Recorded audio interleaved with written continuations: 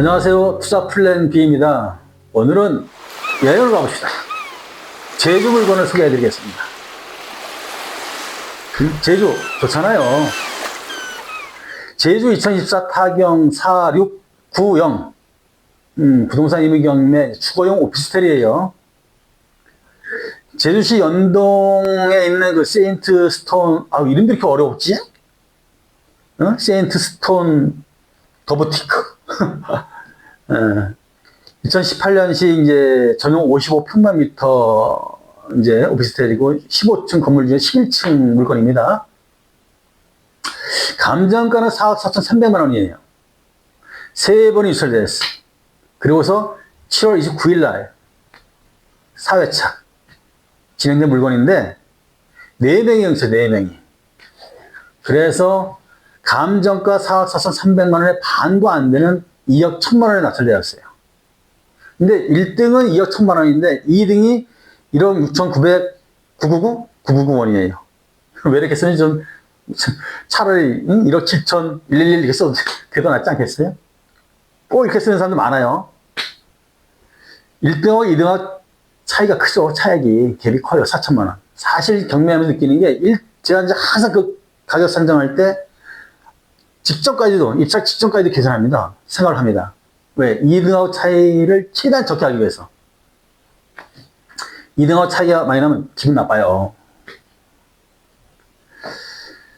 근데 이제 이 물건이 1등, 2등 간의 차이 크더라도 감정가 대비 반도 안 되는 가격에 낙찰되는 그 물건인데 아마 여기 조사를 해보면 시세는 감정가에 있는 그 금액만큼 나가지 않을 거예요. 100%. 훨씬 내려가 있을 겁니다.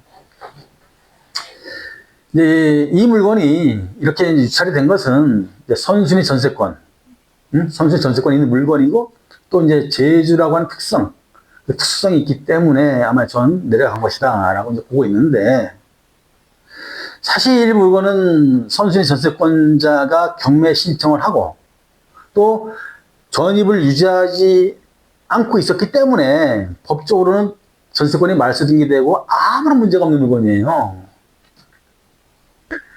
이 물건에는 다른 권리관계가 없기 때문에 전세권자가 전입을 계속 유지하고 있었다면 그리고 점유 사용하고 있었다면 자기의 전세금 2억 5천만 원은 손해볼 일이 없었을 텐데 이 경매 놓고 주소를 빼는 바람에 임차인으로서의 권리는 소멸되고 없기 때문에 전세권자로서 권리만 있는 거기 때문에 또 전세권자로서 권리만 가지고 있는 상태에서 경매 신청을 했기 때문에 무조건 말소등기 되니까 자기가 배당받지 못한 그 보증금은 손해보게 되는 참 안타까운 그런 물건이죠.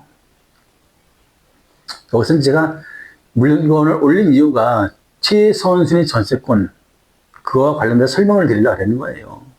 사실 많은 곳에 이 최선순위 전세권 관련된 정보가 많기 때문에 또 다른 어떤 반복적인 교육이 되겠지만 최선순위 전세권자가 경매 신청을 하거나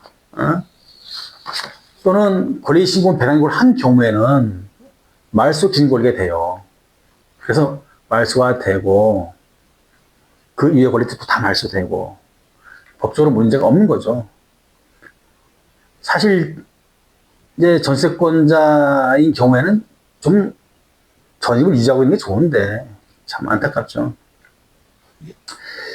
이제 경매를 하면서 느끼는 것은 뭐냐면 선순위 전세권, 이 전세권 하는 경우는 대부분이 자기가 전입을 하지 못하는 경우에 전세권 등기를 하는 경우가 많아요.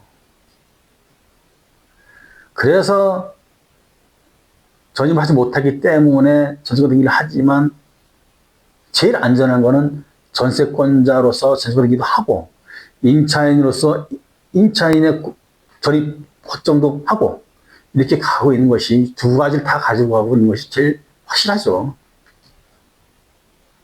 제가 왜 이제 이 제주 물건을 소개해 드리냐 하면 정이 많이 가요, 정이. 사실 제가 지금 제주살이 2년째입니다. 한 달 중에 20일은 제주에서 생활하고 나머지 10일은 육지에서 지내는데 이제 제주에 가면 이제 집 앞 바다예요. 바로 모래해변 바다.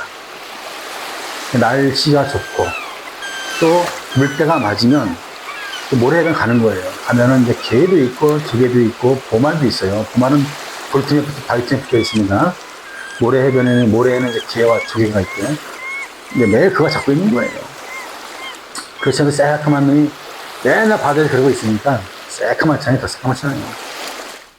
사실 이제 제가 제주에 가게 된 게 저희 법무법인 일로다가 이제 제주 뭐 골프장에 이제 관리 책임자로 있으면서 그 모든 업무 마무리하고 제주가 좋아서 우리 대표 변호사한테 양해를 받고 특수 물건 상담이 들어오면 전화 상담하고 선임하게 되면 다시 육지 나와서 일 처리하고 이런 식으로다가 이제 생활하고 이제 있었던 건데 제가 이제 제주살이 하면서 이제 제주를 8개 방위로 나눈 거예요. 8개 방위로 나눠가지고서 거기에 좋은 경매 물건이 나오면 싸게 낙찰을 받아요. 들어가 1년 살아요. 그리고 또 팔아요. 또 받아요. 이렇게 해서 6번 이사를 했습니다. 지금까지. 이제 그렇게 이제 생활을 하고 있는데, 제주를 참 이제 다 돌아다녀 보니까, 뭐, 너무나 잘 알죠? 사실 이제, 내일 또 저녁 비행기로 제주 갑니다. 가서 한 일주일 정도 있다 올 건데, 제주에는 생활하다 보면 이 물건처럼 이제 좀 저가로다가, 감정가 대비 저가로다가 낙찰을 받을 수 있는 물건이 종종 있습니다.